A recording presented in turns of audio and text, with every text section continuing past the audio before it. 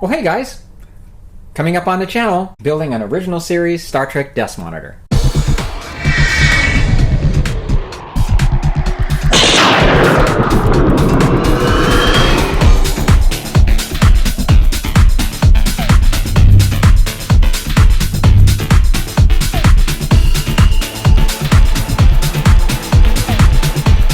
Well, hey guys, and welcome back to another Initiative Modeler. I'm ready to start my builds for this year, and since 2026 marks the 60th anniversary of the original series, I decided to kick off the year with something related to that show. Now, I've been mentioning for some time about the Cosmic Scale Models Type 9 shuttlecraft.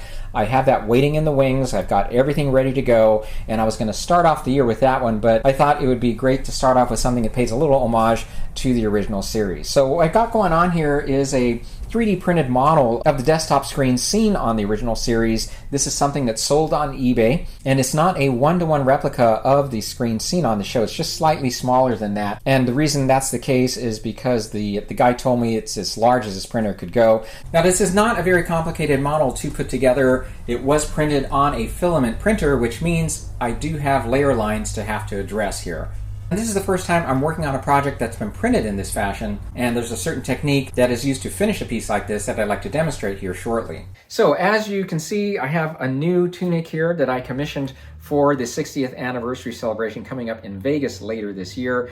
This is a tunic made by Dennis Chu from Memo Studios. He doesn't regularly produce these. You have to actually ask him for it, but he does produce a lot of other tunics from the original series. If you're interested, I'll post a link to his Facebook page down below. Let's go ahead and take a look at what comes with the kit. There are a total of 8 parts, along with 7 data tapes and a tube of super glue. So here is the main body of the monitor, and as I bring the piece up to the camera, you can see the layer lines and texture that I'm referring to. Now, this is a very good print, and the layer lines are not as prominent as I've seen others in the past, but they're obviously still there. Now, one interesting thing that I can add here is that I was recently at an electronics store called Micro Center, where they demoed some of the most recent models, and I have to say this particular issue is vastly improved. Although you'd be fine just sanding and painting this, I'd like to see how this particular method that I'll be using here will work on this piece.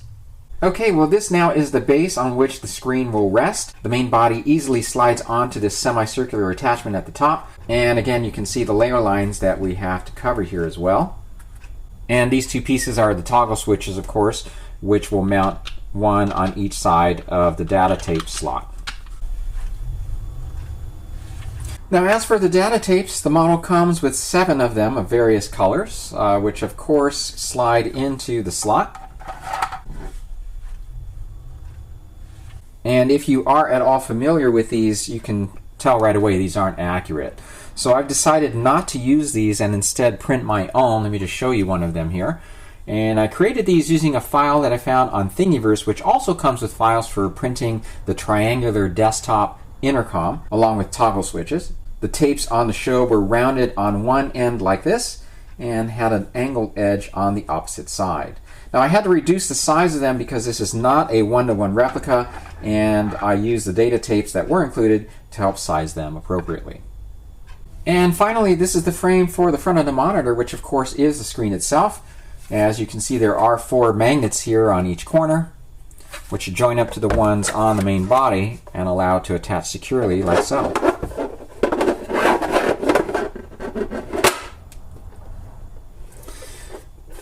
And I'll just go ahead and slide it onto that attachment on the base, and the monitor then swivels side to side. So let me take a minute to talk about lighting. The designer actually includes 3 pieces that, when glued into place, can accommodate an iPad of a certain size. Now, I did think about doing that. It would be cool, of course, to have an iPad there so you could display anything you want. But I also thought about how little I light up the models that I've taken the time to wire up in my collection, and I just know this would turn out to be the same. If I change my mind about this, I will hold on to these brackets just in case, but I decided on a low-tech solution here. So at the beginning of the video, you saw a schematic in the display of Nomad from the Changeling, and that's what this is. This was printed now on matte photo paper, and it's just going to be held in the display frame with the use of poster putty. So you'll be able to mount it in place like this, and I plan on printing up a few of them so I can change it out every now and then. And that's how it'll look. Now, to illuminate it from the inside, I did consider a few different options. I thought about getting some accent lighting that I thought would be bright enough there. Of course, you have to have a power source for that. And I did think about wiring a switch down through the display base to reach one of these toggle switches. But bear in mind, these pieces are not completely hollow. There's a whole lattice work of supports and stuff you have to work your way through. So I don't know, I thought that would have been a lot of trouble to go through. So I did come up with something, and that's this puck light that I found at Lowe's that I'd be able to mount in, again, with poster putty. The puck light does come with a remote that you can just turn on and off, and you can cycle through different colors if you want, or you could just leave it on white. But either way, it's more than enough to display the screenshot here. Let me just put this into place here and turn off our light. Hopefully you can appreciate the illumination there, but that's going to be sufficient for my needs here. Again, if I change my mind, I'll still hold on to these brackets, but I do think this is an easy approach here. All right, well, I'm ready to get started here with the project, so just give me a second to change out of this tunic and I'll dive right in. Well, this is the stuff I'm going to be using to cover the texture, and this technique is something I came across on Instagram. On that video, I could have sworn they used the same product because it had a blue label. I could be mistaken, though. They used a wood filler, and they recommended thinning it with acetone. And just to find out other people have done this, I posted this question on Facebook, and sure enough, a number of people responded and said this was a great product to use for this task. However, most of them just applied the product as is. They did not bother to thin it. Most of them said to just use nitrile gloves to just apply onto the surface in circular motion, let that dry, and then go on with sanding from there. Now, I also went online to research whether acetone is used to thin this stuff or not, and it turns out that they make two products. One is a solvent-based product. That's the one you want to use acetone. It's called Plastic Wood Premier, I think, or Wood Filler Premier. This stuff is water-based. You do not use acetone with this. So I'm not sure what product they were using, but I couldn't find a video to verify. So I just applied it onto here with just my glove and allowed it to dry. I sped up the drying process by sticking it into the food dehydrator, and within about 30 minutes it was good to go. And I'm happy to note all my other pieces are going to fit inside the food dehydrator. So that's the approach I'm going to take, is just applying it straight on here with my glove. And maybe that other product is thicker, so maybe that's why they felt a need to thin it down. I'm really not sure, but I'm not going to bother with that. And that makes me relieved because I didn't really want to mess with acetone anyway, which is one of the reasons I posted the question on Facebook. Okay, so let's go ahead and get started. I'm going to apply this stuff, allow it to dry, and then we'll move on with sanding. I started by first applying the stuff with a gloved hand, just trying to keep as smooth of an application as possible and avoid applying thick layers. Now, I did find that it was helpful to thin it down just a little bit, and you could do that by simply just dipping your fingers into some water, and that's really all that it takes. You just don't want it any thinner than that to begin with, but really doesn't take much because this stuff really isn't all that thick to begin with.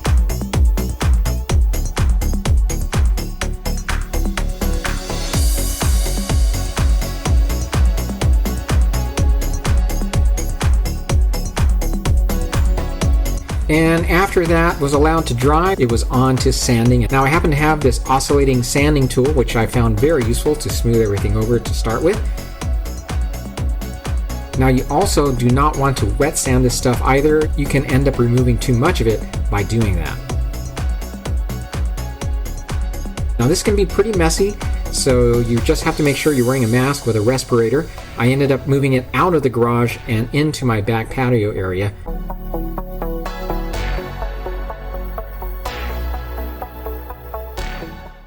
So overall, this worked great. I have to admit, I did not get 100% of the layer lines covered, but most were filled in. Any of the ones that you can see are very shallow, and the filler primer helped with those as well. And I think by applying the paint, that's going to cover those a little bit more. And just a quick look at the base as well. And I did not bother to apply anything to this area since the monitor has to sit on top of that and rotate. And of course, this is the front of the monitor now. The next step was to paint the parts, and I used an 80-20 mix of Craftsmarts Gray along with Folk Arts Silver Marlin.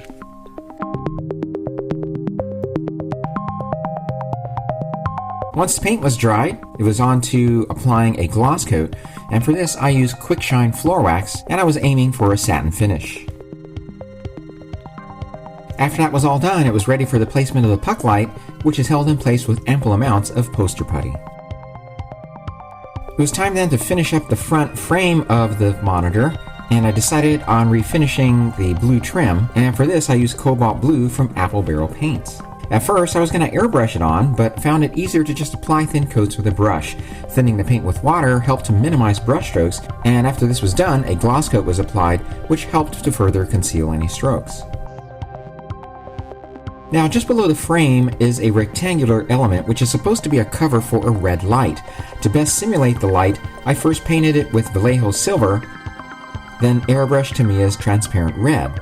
I applied a gloss coat over this when dried.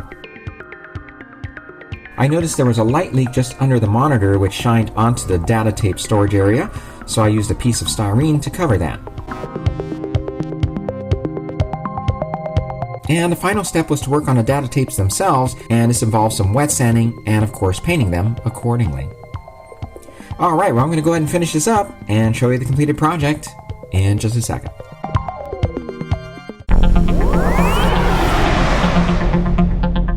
Alright, so here we have the completed Star Trek The Original Series desk monitor from Forge of Fandoms. The seller can be found on eBay. Now, the designer did let me know up front that this isn't a true one-to-one replica. It comes in about an inch shorter than the original studio prop, mainly due to the limitations of his printer. This kit really doesn't require much assembly at all. All of the parts fit together easily, and there's very little glue involved. In fact, the small tube of superglue that's included is more than enough. The only pieces that actually need adhesive are the two white buttons at the bottom of the base. Most of the work on this build was really about dealing with layer lines. You could definitely just sand everything down and hit it with a filler primer, and that would probably be fine. But I wanted to try a technique I'd seen online using DAP Plastic Wood Putty. Even though you're technically adding material to the surface, I found it much easier and a lot faster to sand and smooth compared to sanding down the raw print. In the end, it worked really well and gave me a nice smooth finish. After a coat of filler primer, the painting itself was pretty straightforward since the colors are simple. The kit also comes with brackets that allow you to mount a digital tablet to act as the display screen. You could play videos or display whatever you want that way, but I went with a more low-tech approach and just mounted printed screenshots on matte photo paper. Like I mentioned earlier in the video, I knew I probably wouldn't be turning this on very often, so this just made more sense for me. So going this way involves illuminating the screen, and for this I looked at a few different options. I eventually settled on a remote-controlled puck light I found at Lowe's. Now I know that by doing it this way you don't get the tactile experience of flipping a switch on a unit, but the big advantage here is that there's no wiring involved and no need to figure out where to hide a power source. The light itself is inexpensive, around $10, and the AAA batteries are housed within the unit and are easy to replace. I attached it using poster putty so nothing is permanent, and I still have the option to install a tablet later on if I decide to do so. The designer mentioned that an Amazon 8, Echo Show, or iPad 6 or 7 would all work, and I've actually seen someone do this on Facebook with great results. The kit does include a stack of multicolored data tapes, but they weren't quite accurate to the originals. I found a file on Thingiverse that let me print my own. I sized them appropriately, printed them as solid pieces, and then painted them. I have to say, I love that when you stack them in your hand, they even sound like the ones we saw on the show. This kit was actually a Christmas gift for my kids, and I couldn't be happier with it. It's going to live on my desk in my office, and it really makes a fun, unique addition to my collection. So if you've always wanted one of these, I'd highly recommend this kit. Well, I did go online to see if I could find the actual dimensions of the prop, and this is what I came up with. You can see that overall our prop replica is similar in size to the prop itself, assuming these numbers are accurate. However, the dimensions I found of the screen area display size, or the screen itself, are definitely different. In fact, this is a screenshot of Spock sitting in front of one, and you can tell right away that the dimensions of that monitor are different than what we have.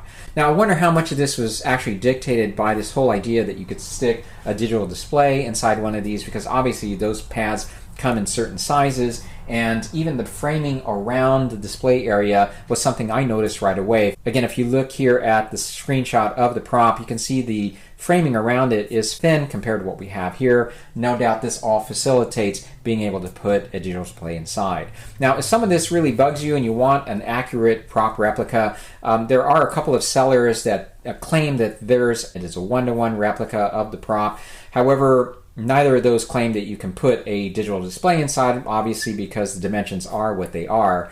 And they are also almost 3 times the cost of what we have here. So just kind of depends on how much any of this bugs you. This doesn't really bug me at all. I'm really happy with what I have. Now, another thing I wanted to mention, if you were observant and saw what I was using to apply the paint and the gloss coat, you might have noticed that the airbrush looked different than what I typically use. And what I was using here was a wash-free airbrush from Despy. This is something that I've wanted to try out because on various occasions I'm applying this type of craft paint, or I want to just put on a gloss coat, and I was seeing ads about this and I thought it would fit that purpose here for me. It's certainly not something that I would replace my airbrush with, but it's something that you could actually keep bottles of either paint, or I have another bottle filled with the gloss coating, floor wax. You can keep them on hand, and being able to switch on them in and out like this is very convenient. I am putting together a video of this just to kind of show you how this all sets up and how it compares to an airbrush, so just watch for that coming up on the channel. Now, the other thing I want to mention is if you have no desire to do what I did, you just want to take the 3D printed piece and display it, just bear in mind that there are light leaks. The material is not all that thick, so if you look here at this video, this is prior to painting, and you can see that light leaks right through the material there. So if you want to avoid that, you'll at least have to prime it or paint it. Of course, using the wood filler and painting completely took care of that. You don't have any light leakage at all. There is a little light leakage around the display area here. If I were to dim all the lights here, you'd be able to see some of that leak through the blue trim. So I do have in mind to go back and paint it, at least from behind here, to fill that in with some black. Alright guys, well that's going to do it for now. If you have any questions, of course, feel free to leave a comment down below or email me at interstellarmodeler@gmail.com. Hope you enjoyed following along. Thanks again for watching, and I'll see you then in the next video. Take care.